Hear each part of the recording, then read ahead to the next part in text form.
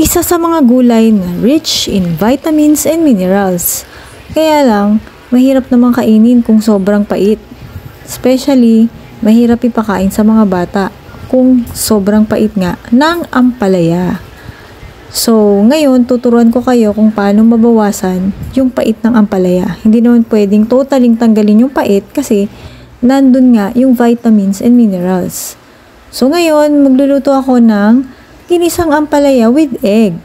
Plus, tuturuan ko kayo ng tip kung paano nga bawasan ang pait ng ampalaya. So, yan. First, hiwain ko muna ang ampalaya. Yan. And then, kailangan tanggalin nyo yung mga seeds sa loob. Tulad nyan.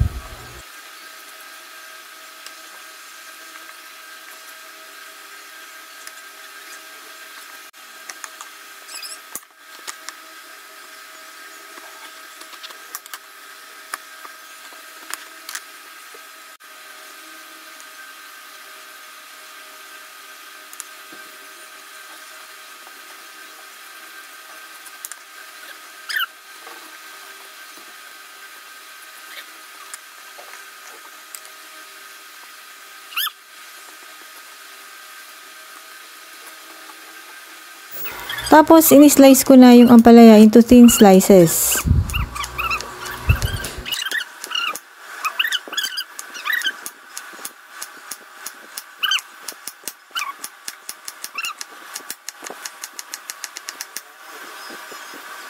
Tapos, meron ako ditong warm water. Nag-add ako dyan ng 2 tablespoons na salt. Ayan. So, hinalo ko para ma-dissolve lahat ng salt. After ma-dissolve lahat ng salt, inilagay ko na dyan yung ampalaya. So, kailangan isoak ito for 15 minutes. Pero hindi nyo siya pipigain ha, kasi nga mawawala yung nutrients and minerals. So, in-slice ko na dyan yung tomatoes, onions, at saka yung garlic.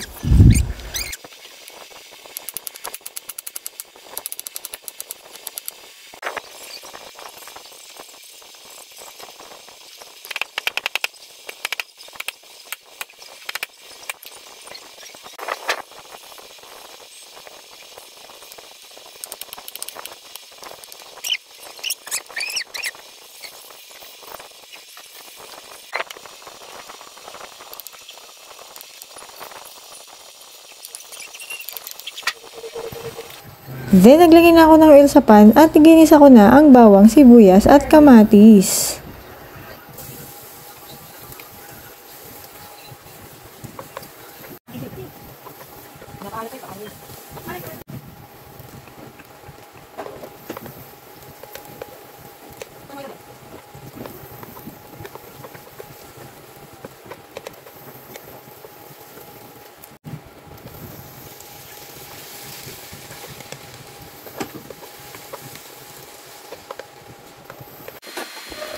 Then, nilagay ko na dyan yung ampalaya.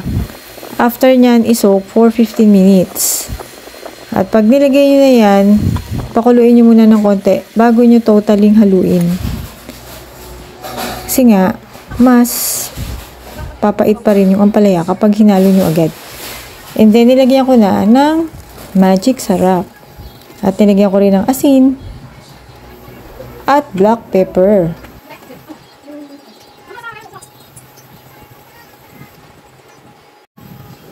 Tapos, hinalo ko na para mahalo yung mga nilagay kong salt, magic sarap, at saka yung black pepper. Tapos, nung medyo luto na, ilalagay ko na dyan yung binit ko na egg. Ayan.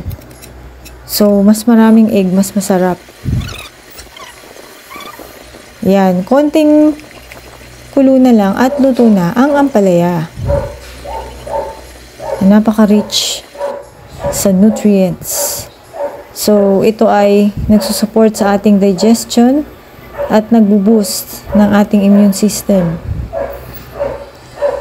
So, try nyo na tong recipe na to na ginisang ampalaya with egg dahil napakasarap nito. Isa ito sa aking mga favorite na gulay recipe.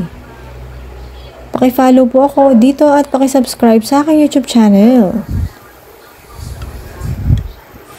At pwede nyo itong ipakain sa inyong mga kids dahil nga nabawasan na ang kanyang pait.